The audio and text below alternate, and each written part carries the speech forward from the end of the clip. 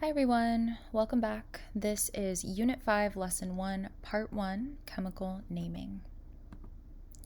After this lesson, you are going to be able to name ionic and covalent compounds, write chemical formulas to model ionic and covalent compounds, and define vocabulary terms related to chemical formulas.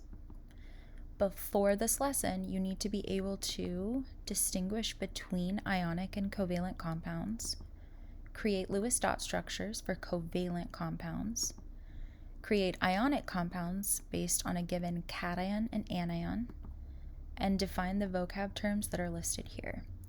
If you feel like you're going to struggle with any of these things, call your teacher over and ask for help before continuing. Okay, so remember from the last lesson, we got to watch this very exciting video of sodium metal exploding in water. We're going to watch it one more time, and then we are also going to watch something about chlorine gas. Straight out. Straight out? I just probably throw it that way, huh? Yeah, throw it that way. Good first thing. Ready? All right, ready? Everybody ready? 3, 2, 1. Oh, shit. Oh! Oh!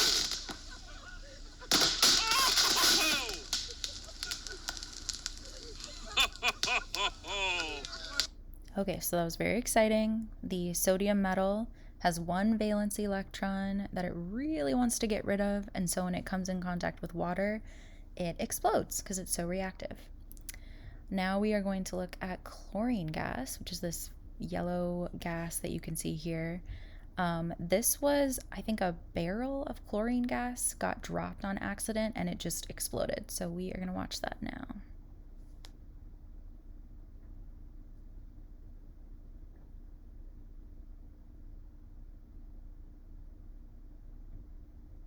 Yep, so pretty bad. I think this was quite a deadly accident that happened.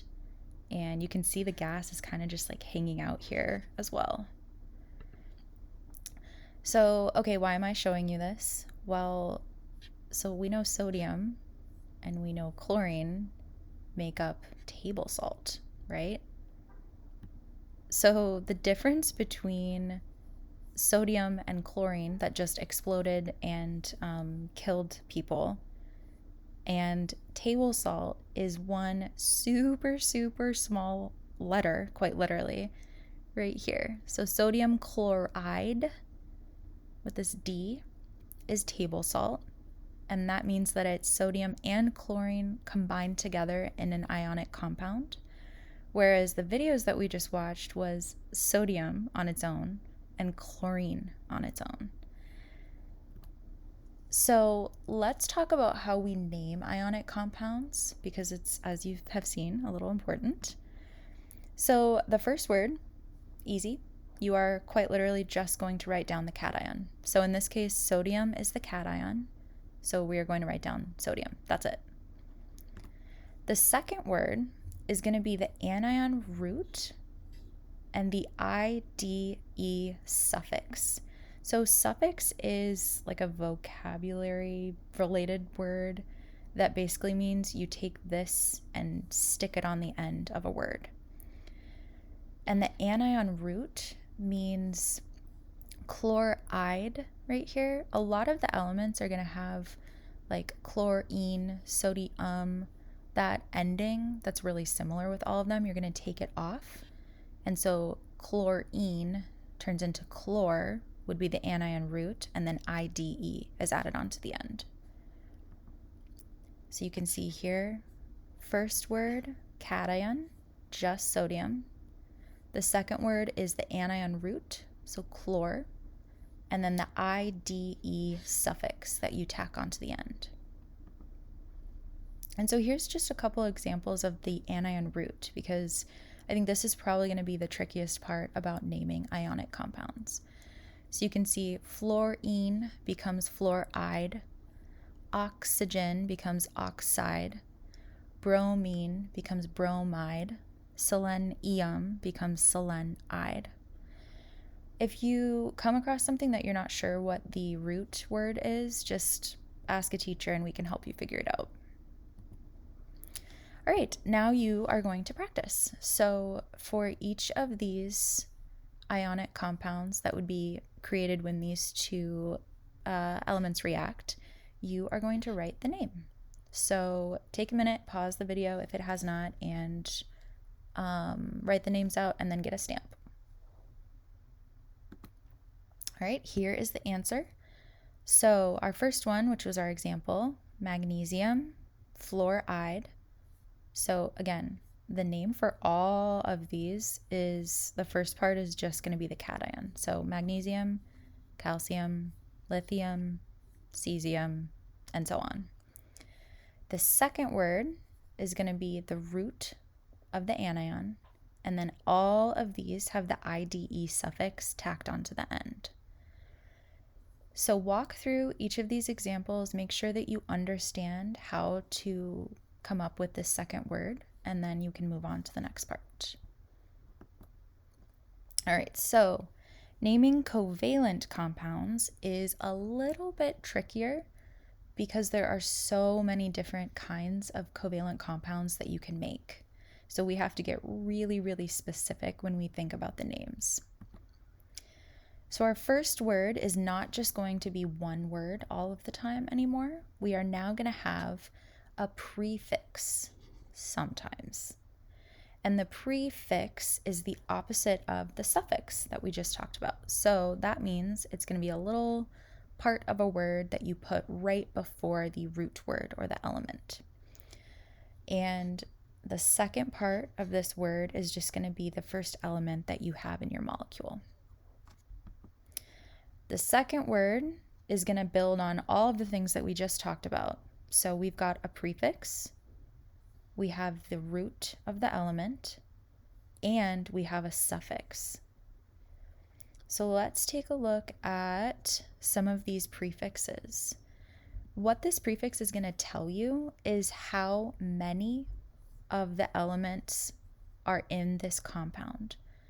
So if I only had one carbon, I would have mono, 2 di, 3 tri, 4 tetra. Make sure you write this down. Yes, you should write down all of this, but definitely write this down so that you can use it on your mastery check. So let's take a look at our example here, which was carbon dioxide. So our first word, you might be thinking, Miss Miller, there's one carbon. Why are we not having mono carbon? Well, there's another little rule that you only add this prefix if there's more than one for this first word. So if there were 2 carbons in this molecule, I would say dicarbon, but there's only one, so I don't have to do anything with this prefix at all. Our second word, we're putting 3 puzzle pieces together. So in this compound, I've got 1 oxygen, 2 oxygen. So that means I'm going to come over here to my prefix chart and pick di. Then I need to figure out the element root for oxygen, which I know from the previous slide is going to just be OX or ox. And then my IDE suffix, I'm still going to just tack that onto the end. And that is how you create carbon dioxide. All right, let's do another one. And I'm going to give you the Lewis structure and like the structure of this so that you can see what elements are included. So we've got 2 nitrogen and 5 oxygen, right? 1 nitrogen here, 2 here, and then 1, 2, 3, 4, 5 oxygen. So let's take a look at both of these elements and try to figure out how we're going to combine them into this format. My 2 nitrogens means I'm going to use di. So I'm going to write both of those things down. And I've got these oxygens, which means I'm going to use penta. You might be familiar with like pentagram, which is I think like a 5-point star. So penta is going to be associated with 5. So 5 oxygens means penta. All right, so now we know our prefix for both words. We know our elements for both words. And we can just put everything together.